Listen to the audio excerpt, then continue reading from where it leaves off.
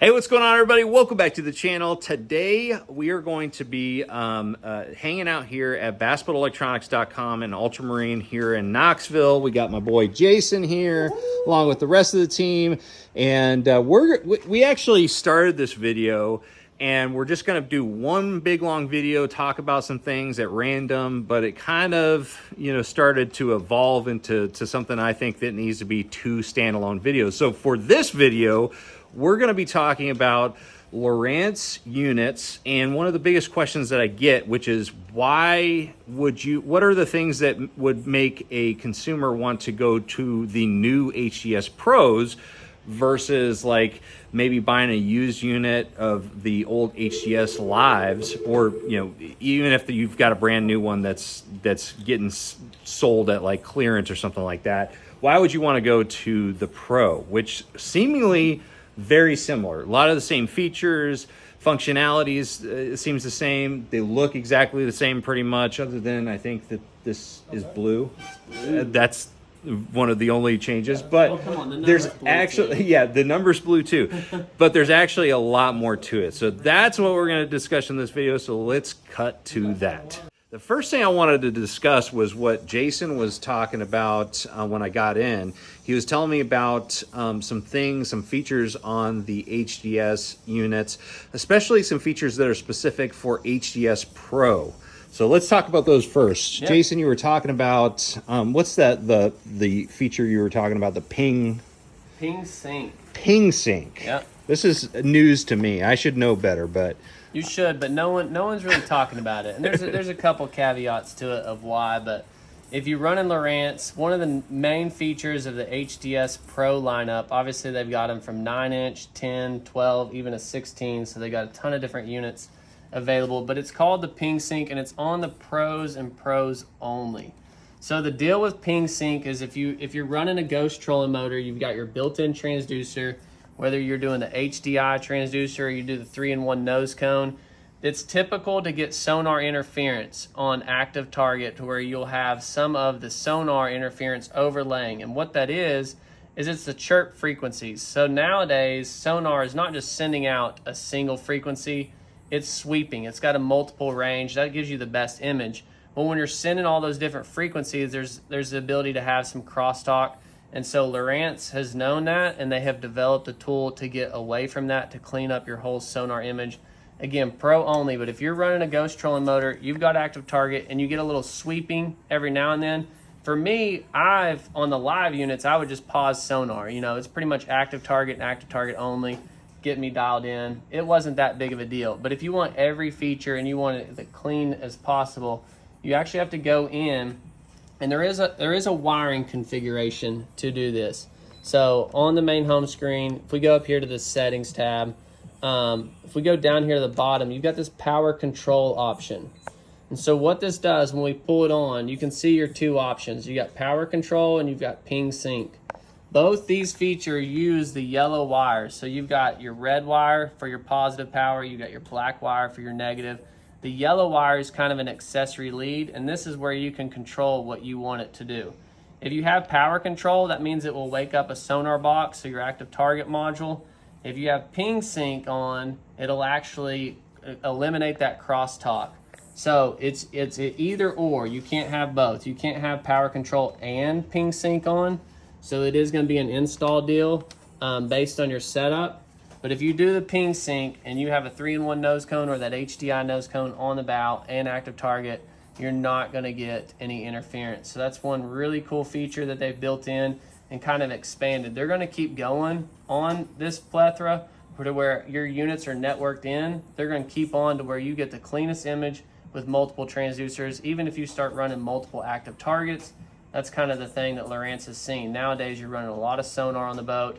There's no way to really eliminate that interference other than having them talk together. And this controls the option to where they now can talk together. So really cool feature. Honestly, not many people, A, know about it, and B, not many people are really using it, but that just takes it to a whole nother level. That's actually a good point, because one of the biggest questions I get, and I always defer to Jason about this, is what is the big difference between the HDS Pros, the new units, and the previous ones, which were what, The HDS Lives, Lives, yeah.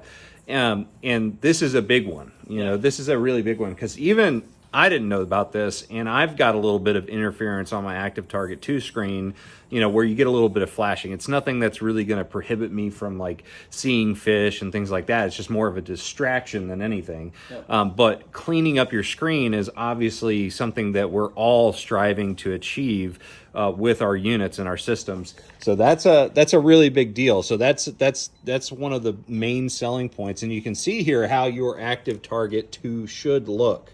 Correct. Very clean, no flashing, and oh man, those are big ones right there. Yeah. Did you bring a rod? No, I do. Actually, no, I do have a bunch of rods in the boat. But so that's a really cool one. Is there any other major differences with because now I'm kind of starting to see where this video needs to go. Yeah. You know, what are some of the key differences between the HDS Pros versus the Lives? Because a lot of people are still buying the Lives because they don't see the differences. But that one right there, you know, really makes a lot of sense. Yeah, but is there anything else? So there is. The main thing, the Lives they're not really making any Lives anymore. We've actually sold out and we really can't get them. The main thing, it's the same thing with technology. It's never going to end. There's going to be a new product come out and then one after that. So basically you're investing into the future of how to use it. So you may not use ping sync now, but 2 or 3 years down the road, when whatever Sonar version is out, it may be very critical to have that. So anytime you invest in electronics and you invest in the newer one, there's going to be a lot of features down there that you may not day one see a difference. Like we had a lot of customers, it was like literally if you're going to run Active Target only, you're not going to see that big of a difference between a Pro and a Live. But later on, if you're running 2 transducers, you're networking in, you got processing power, the whole 9 yards, you're going to start to see a lot more advantages on the Pro units over the Live. On the surface, there's honestly not that much of a difference. Now you do have Active Imaging HD, so they've got the new transducer and they've actually realigned the elements, so it's not a normal round. So you do have some better sonar rangings. You don't have like the kind of dark gap between the down and the side imaging, and some new frequencies available with that. So they do have a new line of transducers with that. The main thing with the ping sync and then the processing speed, and essentially just getting more future-proof. But nowadays, I mean, going forward, I mean, this is probably one of our most reliable products on there. You can see that you got a lot of interfaces with Mercury, Suzuki, a digital interface you can do. Active Target mapping's been great, and Sonar is probably one of the most reliable units we have. And so, how do you get the Mercury? Is that through Vessel View? Correct. Yeah. So the link, basically, you have to have a gate. Well, there's 2 different ones. They've got the link module, which will give you this proprietary info right here. Which, being a Mercury dealer, obviously we have those. So when you click it, it's going to be everything programmed per Mercury, real quick and easy. And then you also have all your motor info available where you can set up custom gauges. You also could just do a standard gateway, which is compatible on multiple different products, and you have to set up the instruments. But the link version is going to be the one where you're going to get that Mercury icon. Even if you're on a page setting, you've got over here on the left where you can click your motor. Oops, sorry, that was the trolling motor. You got your main motor where you can see info from that. But essentially, the link model is going to be programmed for Mercury, and you have data you can overlay. The gateway version, you have to customize all the data and set that up. So, yeah. Well, that's awesome, man.